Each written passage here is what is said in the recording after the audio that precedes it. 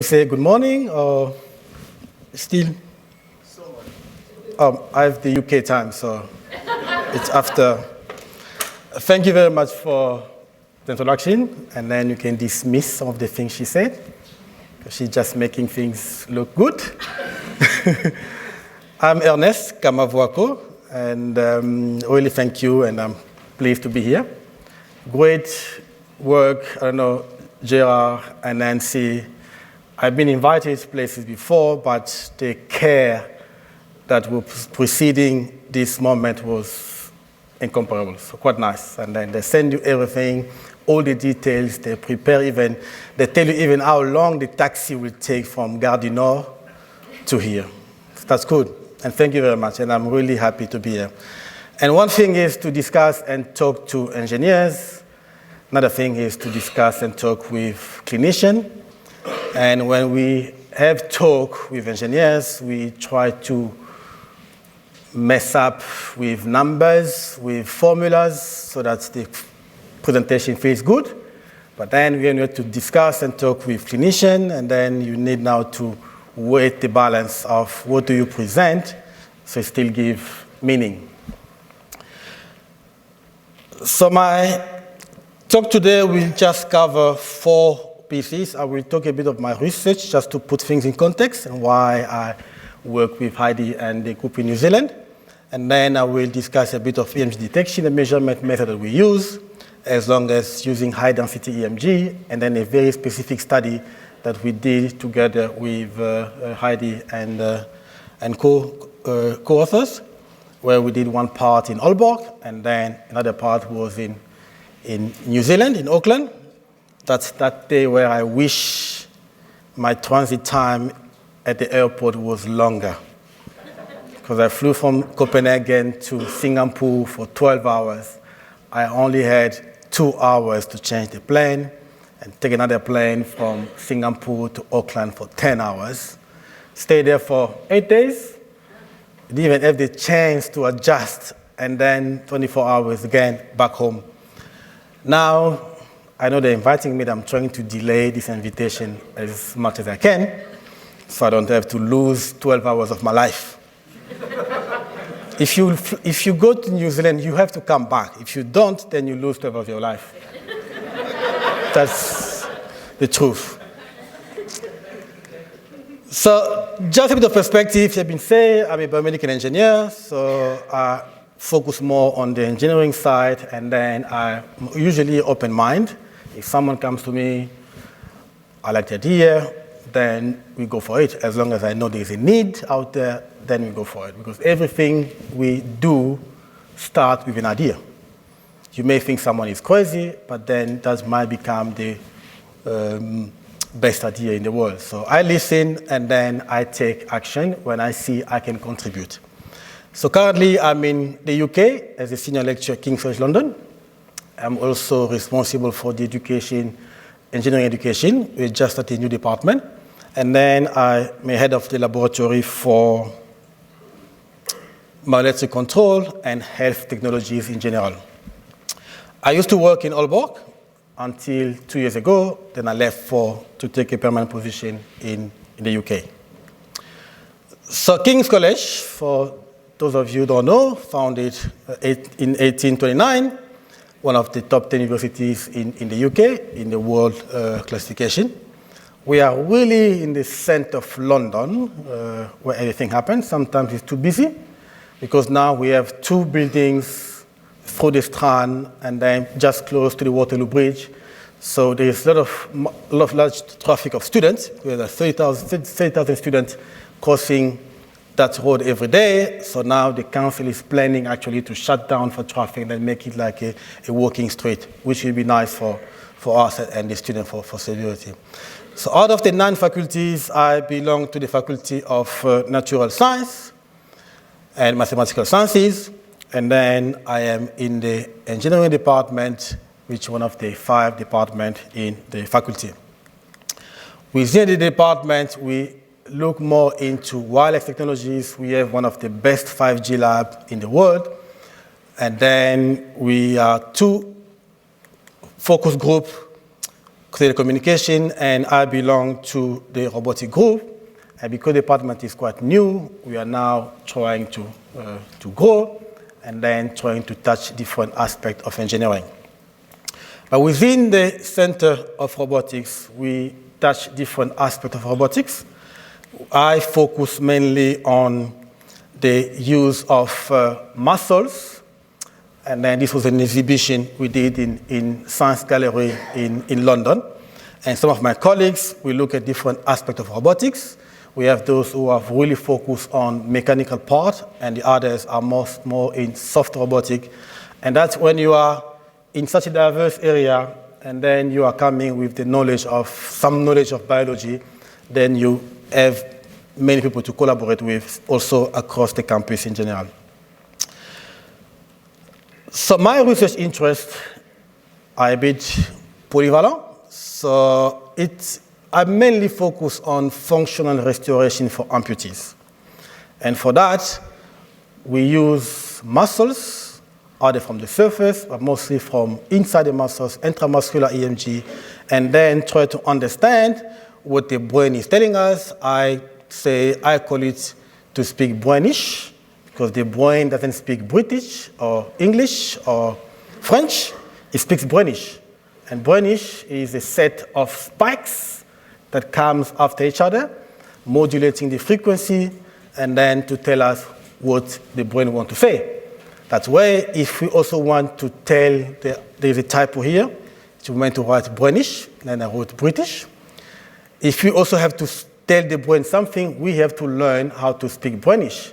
How do you code enough information to the brain so the brain understands that the amputee feels pain or anything else? But everything comes around using health engineering in general and focusing mostly on how do we then capture the information from the body. So I see the body as a system, as an aerospace or mechanical engineer will see a motor as a system. So one of the topics we are focusing now is hydration. And we are actually working on a system where you can just place a bunch of sensors on the body and then tell someone exactly how much fluid they take. So for each sip they take, you can calculate the amount of, or the volume of fluid. And this is basically just to prevent the episode of dehydration. We don't want to measure dehydration because when you can measure it, it's actually late. We want just to make sure that elderly, or in England to say older people, because elderly is not good to use in England. So older people then keep a track on how much they drink to prevent hydration. And then one of the focus area is also on cardiology. I have the opportunity to go back in Africa to do some teaching. And then when you visit hospitals over there, you see how things we actually take for granted are luxury in those low-income settings. So we are trying to develop a device, a ECG and a PCG SpO2 device that should cost less than £100 so that it can be affordable for low-income settings, providing very advanced machine learning that actually can tell the doctor if the patient has high risk of being sick or not. And this is beyond the development. So far, we have already developed our own electronic stethoscope, and all the components we use has cost us £10. So we are still in the budget to reach the £100 or keep it below that. But then I see applied biosignal processing in general as my thing and my interest. So everywhere where I can come in, contribute with acquisition, processing, then of course I will be, if you come to me when I talk DNA, then I will say, I can't do that. But then if anything that is applied biosignals, then I can be on board, and I'm usually open-minded. So from an engineer point of view, we are interested in input and output systems. So we have a system, we have the input, the output. Then in many cases, we don't know that black box, what is happening. So what we want to know, if you have something from the input, you know the output, and then how can you then make sense of the process that is going on to transform that input into an output. And the basic one, we have our mic. I'm speaking to this thing, and then suddenly you can hear it somewhere in the building. And the process is easy from the engineering point of view. What you do, you do reverse engineering. You find out, oh, basically, we just have something that is amplifying my voice. Other basic ones are computers that we use every day. You have input, and then we have the output on the screen. And then that's how we then see the body. We have the smell, we have the ear, and then the brain will process those input, and then there will be some kind of output. In this case, I can say I smell coffee, I smell tea, or the taste is good or bad. It's just one output from the body. While we have a lot of input, and then the brain, which is a super machine, will then have to process all the things as quick as possible to make sense of what is coming in the body. But then from a bioengineering point of view, I will not look at the computers, I will look at the body as a system. And the body will have an input, and then we'll provide some output. And our body is nice because we have so many different outputs. I'm speaking to you, I will move my hands, I can move on the stage. I don't really care so much how I'm moving, but my brain is doing something, trying to make sense of my movement so that I don't trip, then I keep balance. So what then when I was discussing with Heidi, what if then we replace that input with chiropractic adjustment? So we close the eyes, forget all other input, we focus on chiropractic adjustment as the input. So we are doing something, or not me, you are doing something. I'm just watching. And then, of course, different type of assessment or some kind of output that we have. This could be that the patient is working better. It could be the patient tells you, I slept better, or now I can easily eat because I have appetite. And then all those kind of inputs that can be into the different assessment can be then can we then reverse engineer and see, can we understand the process that is going on so that our input actually makes sense and find the relationship between the input and the output with the body as a system. So that's how my approach to chiropractic. So that, as she said, I don't care. Yes, I don't care because when we do this, she's out of the equation. All of the equation, I will look at the data myself because I don't know what to expect. I will just show them, this is what I found. What do you think? Is it good or bad? Oh, it's good. And then why do we see that? And that's the good thing of being a bit outside. Then you don't have a bias toward a kind of one particular output that you wish.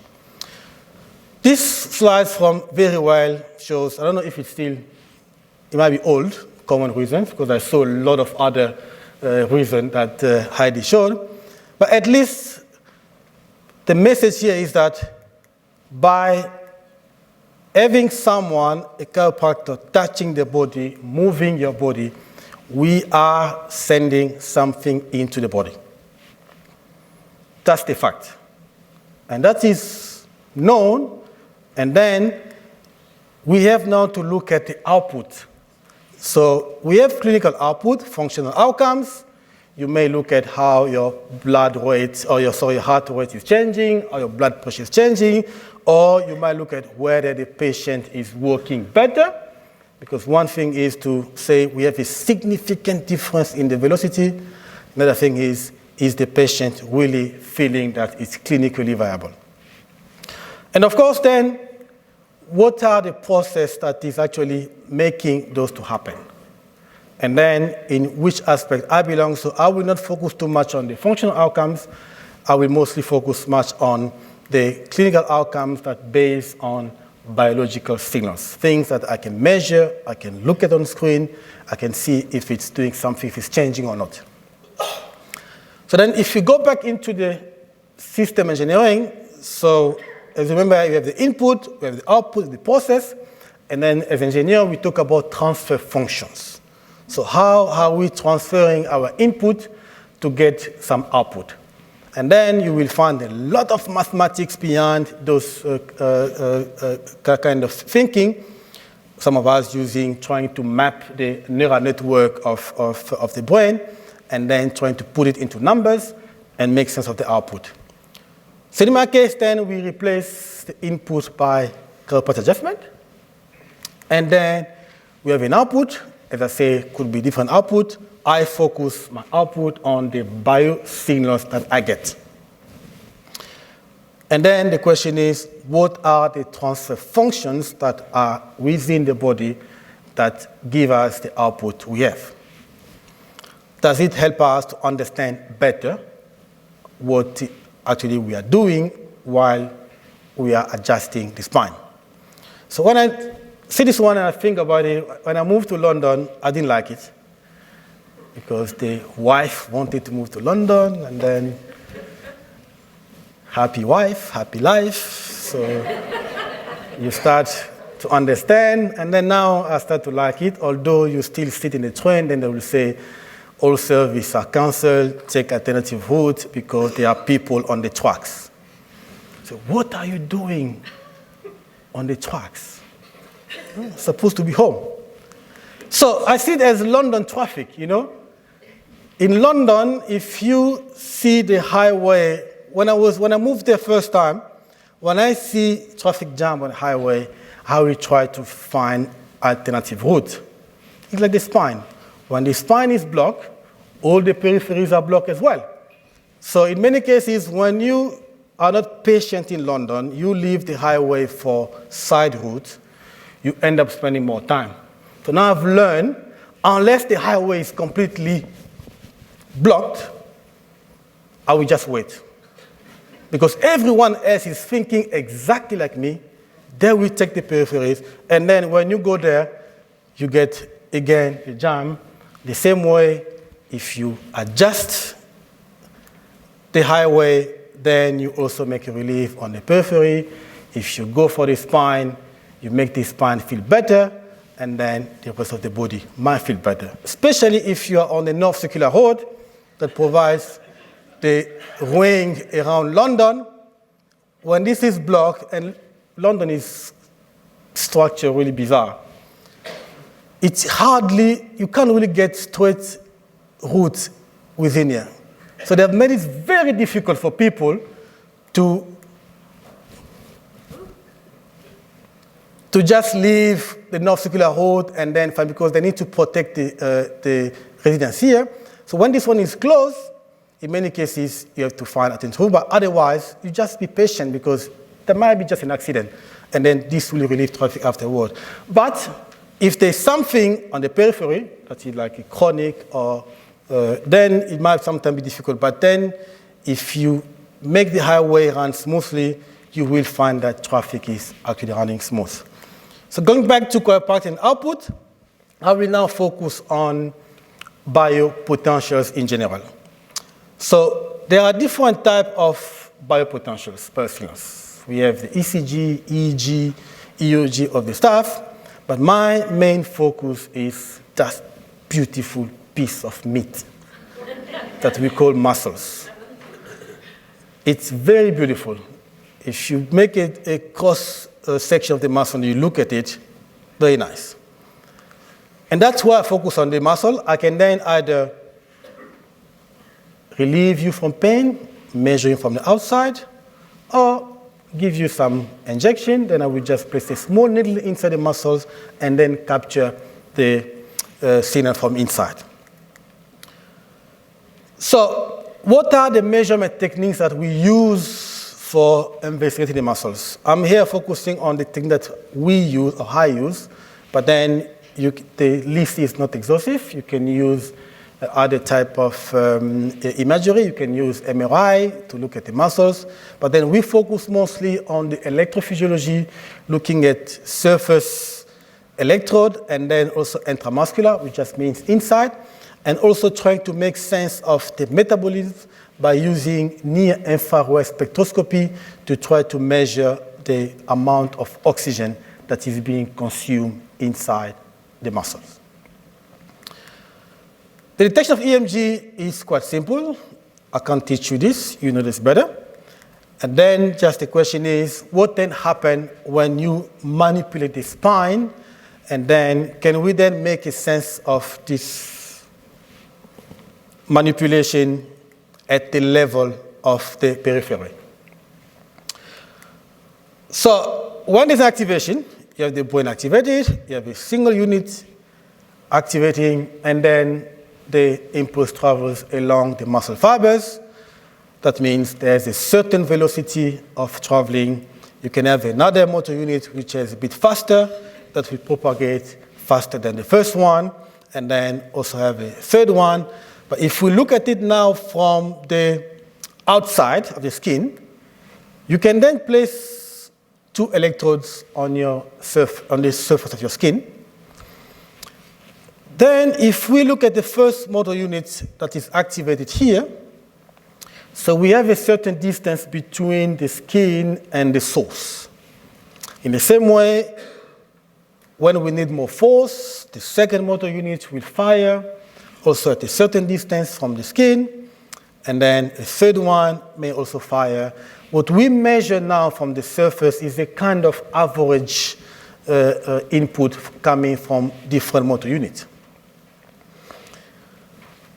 So with 2 electrodes only, we can have an idea on the strength and the amount of force that is being applied and how much the nerve is actually activating different fibers.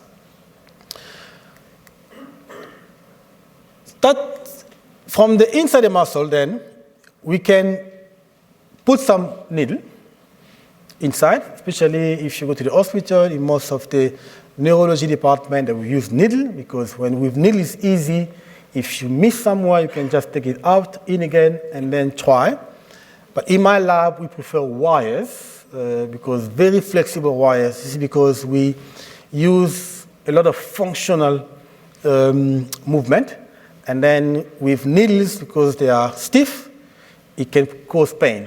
But if you have very flexible wire, they will actually move with the contracting apparatus. Then, of course, from the surface, you will have something that is much more blurred, where in the first one you see single spike activated. In the last one is more blurred as a sum of different spikes that are coming together onto the electrode. Let's see if I can work this one. So if we listen to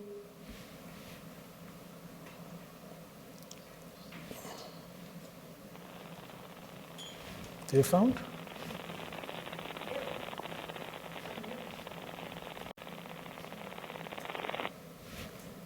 No, nothing. Just say,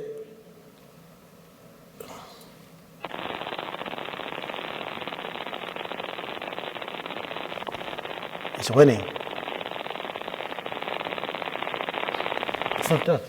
So it's how the motor unit sound when you capture each unit at a time. It's really very loud. If I do the same with surface electrode, you hear nothing. Because actually taking a low frequency content, and if in terms of amplitude, you are working in the millivolt range with intramuscular because you are very close to the source, while with surface, you are working in a micro voltage range. So those are different types of needles that we use. We basically use wires. So you feed the wire inside a normal needle, and then once in the muscle, you pull the needle out, then the wires inside can then allow you to do measurement. There are different types that are being developed where you can have wires with different contacts, especially if you make a transversal insertion, then you capture many more motor units that are being activated for an application. So then, one way to do those investigations from the surface point of view is just to place 2 electrodes.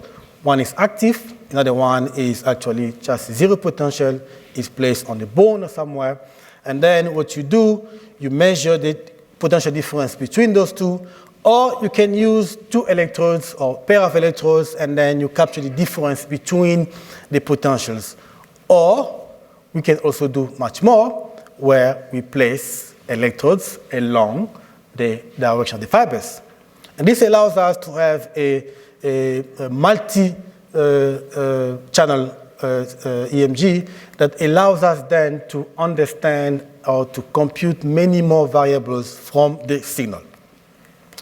That means if we have a single channel coming from 2 electrodes, we have a simple activation, we can add 2 more, and then making sure that we have one which is really on both sides of the innervation zones, because the muscle impulse will travel in both directions, and then you do difference, then it cancels out. Then if you take the next one, it gives you another view of the activation. And then what you can do, you can just keep on adding more electrodes and then giving you different signals. And when you have enough, what you get now is a more dense signal that actually start to give you a very nice propagation of the activities in the muscle. You can then use those signals to make interpretation on how fast the impulse is actually traveling on the muscles. So different arrays that you can use. We have metal arrays, more flexible ones, depending on the size of the muscle. Then you have different, then I got this slides from the company. Mine? Okay. In the same way, we can also use high density EMG. So we have one single row or column. Can we then make it multiple? So if we state the same way, we get a bipolar, we get what we call linear array. We can then decide to cover the entire muscle with electrodes. That will give us a more dense way of capturing what is going on in the muscle. And then, of course, we also have what we call electrode matrices that then are of different size depending on the size of the muscle that you are targeting. So how does it change? So simple relationship between muscle and force. So if you just have your elbow in position, you have very small activities. You can start adding weight. While you add weight, what you see typically, the energy in the muscle is increasing in terms of amplitude. And then you can keep on increasing the weight until you really see large activities coming from the muscles where you try to recruit the entire muscle. The same way, when you have fatigue, then in many cases you can show that the activities will start to decrease because the large fibers that will fatigue soon will start to shut down, and then you have a less dense amplitude in your signal. In the same way, when you have an array or a matrix, you can then actually look at the propagation of your signal, and then knowing the time that it takes between the electrode or to travel that space, also knowing the space between different electrodes, you can just make simple math, computing distance divided by time, which gives you the velocity of propagation of your muscle.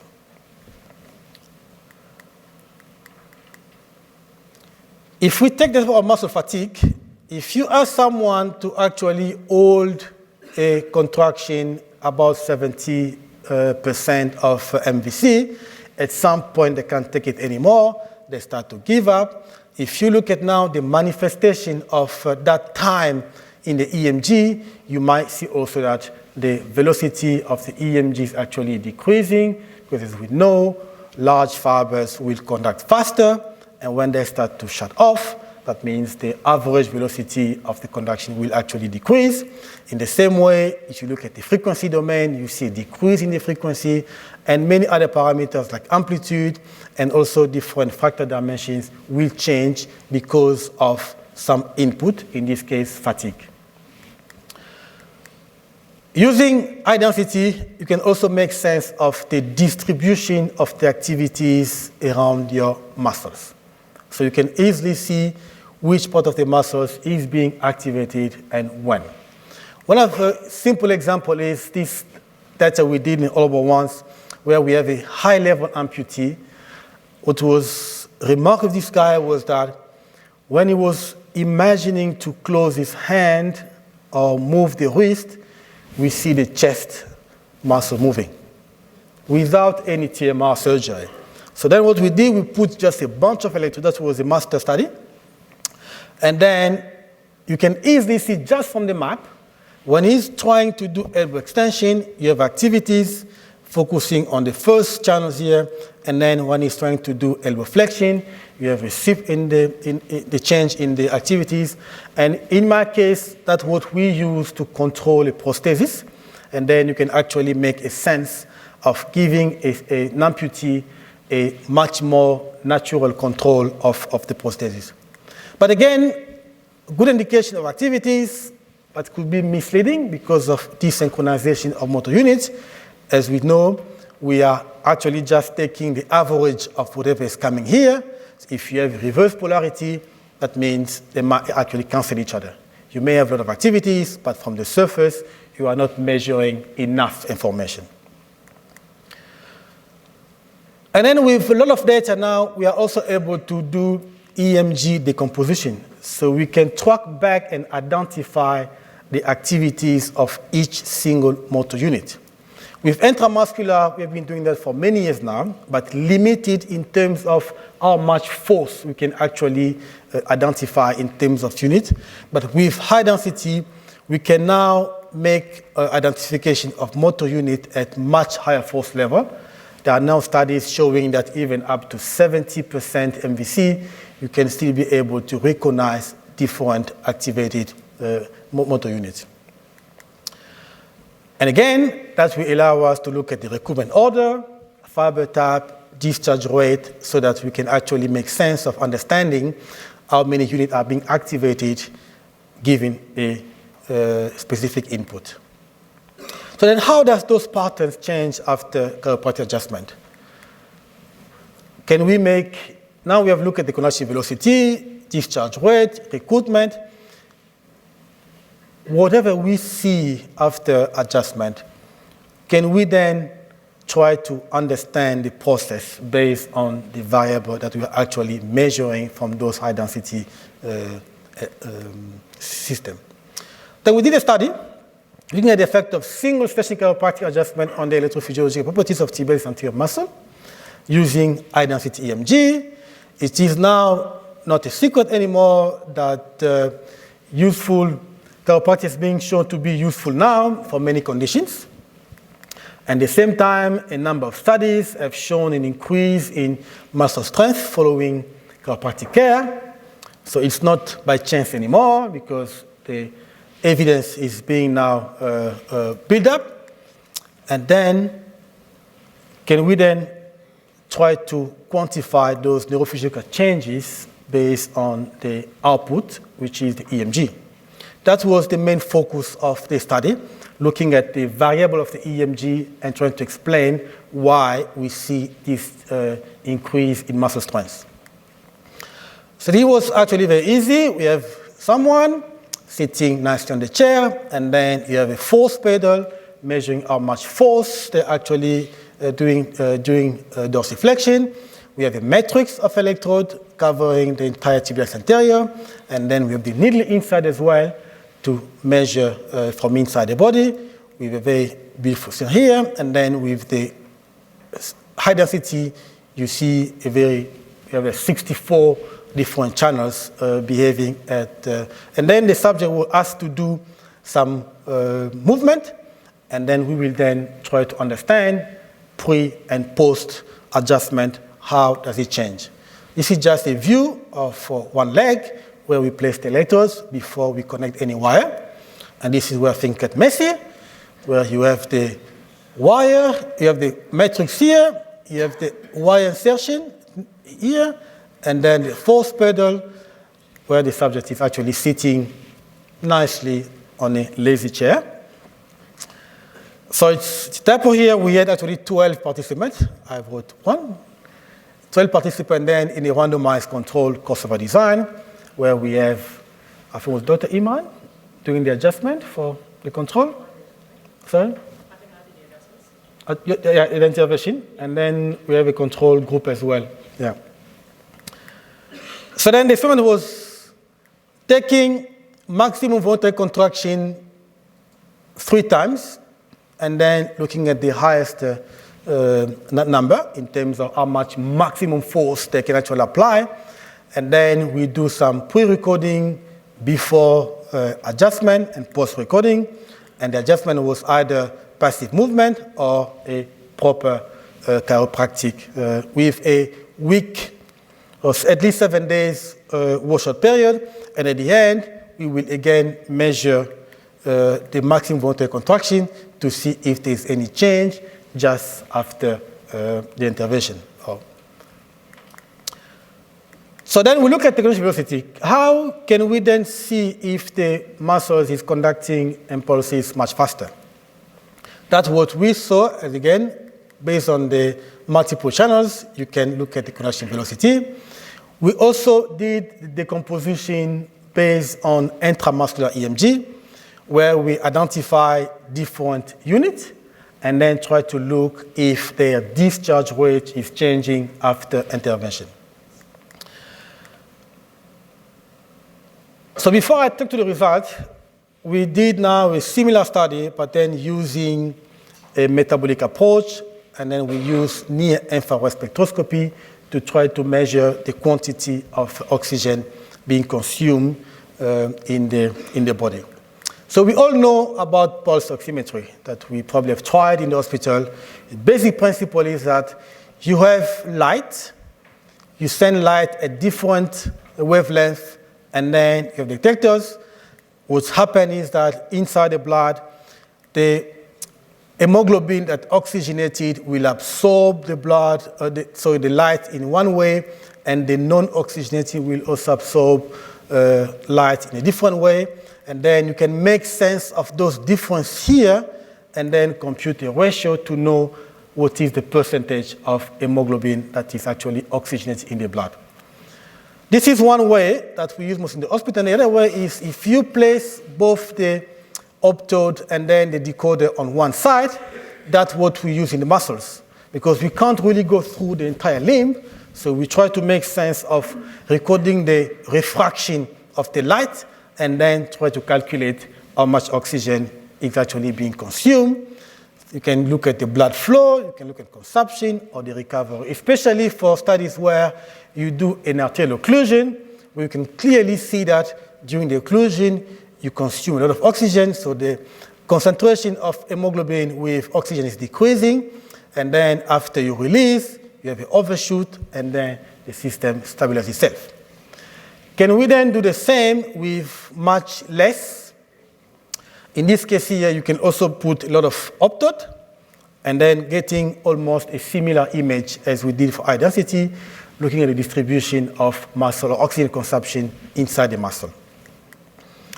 So what we did now was just use a single channel NES with 13 participants. The study was not in Auckland.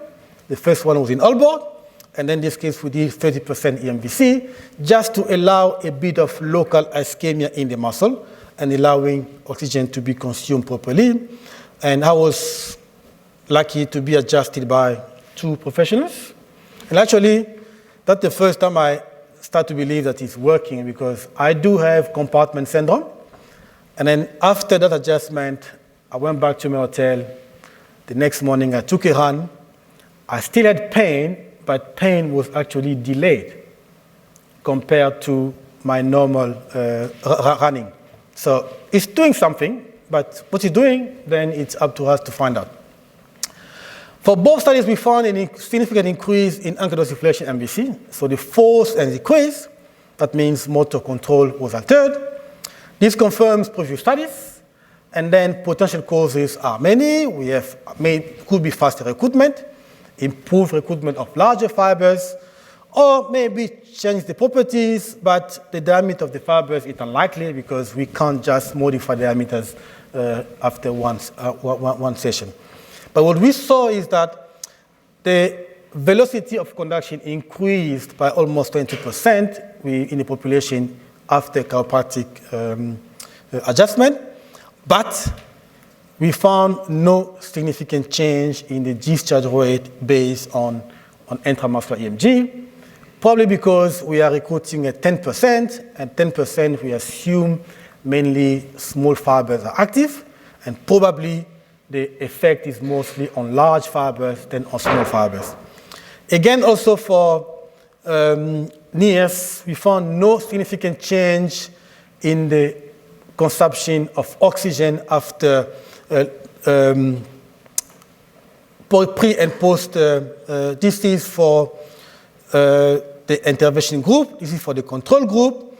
But we see a tendency of lower consumption in the intervention group, because if the maximum voluntary contraction is increased, that means the 10% that we are taking based on the pre-MVC is not 10% anymore. So the body is actually, to provide the same amount of force, the body is using less effort. And we believe probably if we go a bit higher in terms of MVC, we might see a larger effect on oxygen consumption. But so far, no change, no difference was between pre and post in both groups using metabolic measurement. The next step now is to look at more into data we have. Can we then increase, if we have an idea that there actually, as I'm assuming, that after adjustment, we actually provide the body a certain optimum way of activating the fibers. It could be that before the adjustment, I do MVC, but I don't really recruit all the fibers. But maybe after adjustment, the body then gets a more optimal way, probably decreased threshold of excitation, and then getting those lack in fibers being recruited and increasing the thing. Thank you for listening, and then I thank my collaborators.